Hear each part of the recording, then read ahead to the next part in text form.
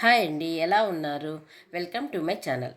ఈరోజు స్టీల్ స్టైల్లో egg noodles ఎలా తయారు చేయాలో చూద్దాము. బయట తినేటప్పుడు కారంగా ఉంటాయి కదా, అదే రుచి రావాలంటే ఎలా చేయాలో చూద్దాము. చూడండి, నూడిల్స్ ఉడకబెట్టుకునే దానికి వాటర్ పోసుకున్నాము ఒక గిన్నెలో. పోసుకున్న తర్వాత దాంట్లో చూడండి ఒక స్పూను రాక్ సాల్ట్ వేసినాను, ఒక స్పూను ఆయిల్ వేసుకుందాము. నూడిల్స్ విడివిడిగా అతుక్కోకుండా ఉండేదానికోసము ఆయిల్ వేసుకుందాము. చూడండి, నీళ్ళు బాగా తిరుగుతుంటాయి కదా. చూడండి, ఒక ప్యాకెట్ తీసుకున్నాను. ఈ ప్యాకెట్ని దీంట్లో వేసేస్తాను వాటిని. చూడండి, నూడిల్స్ ఎక్కువ ఉడకబెట్టుకోకూడదు, 80% ఉడకబెట్టుకోవాలి. చూడండి, ఇప్పుడు బాగా ఉడికిపోయింది. చూడండి, 80% ఇట్లా ఉడికిపోవాలా. ఇంకా స్టవ్ ఆపేద్దాము.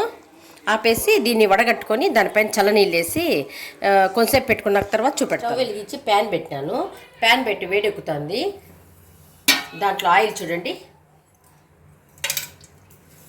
1.5 గరిటె, చిన్న గరిటెతో 1.5 గరిటె ఆయిల్ వేసినాను. వేడెక్కనింది. చూడండి, ఆయిల్ని ఇట్లా ప్యాన్ మొత్తం ఇట్లా స్ప్రెడ్ చేసుకోవాలి. చూడండి, ఇట్లా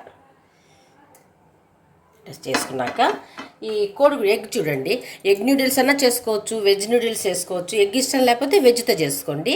ఒక ఎగ్ని తీసుకున్నాం కదా, దీన్ని బ్రేక్ చేద్దాము.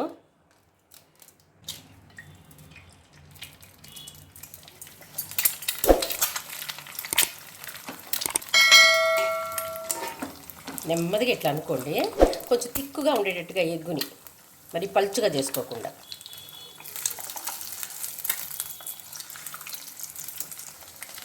చూడండి, కొద్దిగా సాల్ట్ దీనిపైన, కొంచెం సాల్ట్.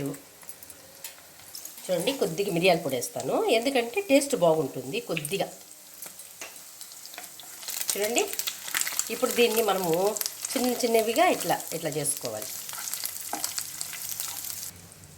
ఈ టైంలో చూడండి, ఆనియన్స్ని, కొద్దిగా అల్లం ముక్కల్ని,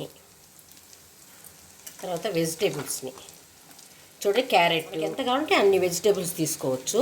కొంచెం ఎక్కువ ఉంటే టేస్ట్ బాగుంటుంది, వెజిటేబుల్స్ ఎక్కువ పోతాయి కదా. చూడండి, ఒక చిల్లీని చిన్న ముక్కలుగా దొరుకున్నాను, దాన్ని.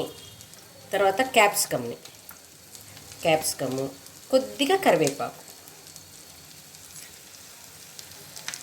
వీటన్నిటిని కొంచెం అట్లా ఫ్రై చేసుకుందాము.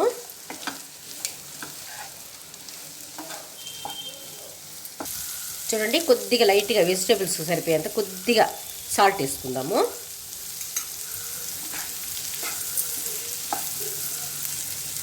చూడండి, కొంతసేపు అట్లా వేయించుకున్నాం కదా. ఇప్పుడు దీంట్లో మనము నూడిల్స్ వేసేద్దాము.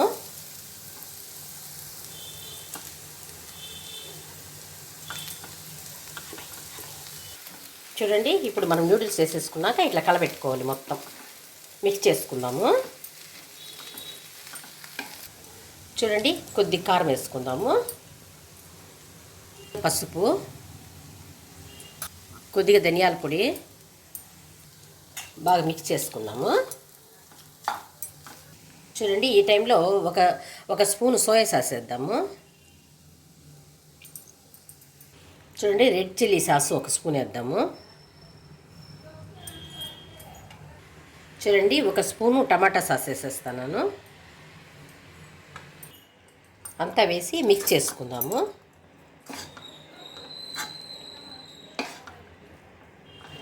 చూడండి, ఈ టైంలో కొద్దిగా సాల్ట్ వేసుకుందాము. కొద్దిగా వేసాం కదా, మరి కొద్దిగా సాల్ట్. చూడండి, మ్యాగీ మసాలా ప్యాకెట్ ఒకటి వేసుకుందాము, టేస్ట్ బాగా పెరుగుతుంది.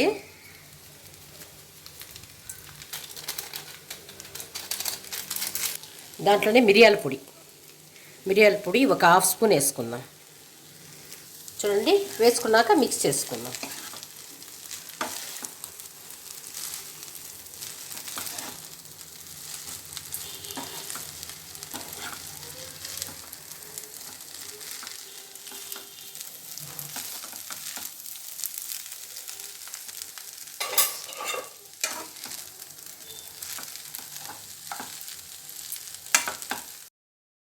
చూడండి, చాట్ మసాలా వేసినాను ఇప్పుడే కొద్దిగా, దాన్ని వేసి బాగా మిక్స్ చేసుకునేద్దాము.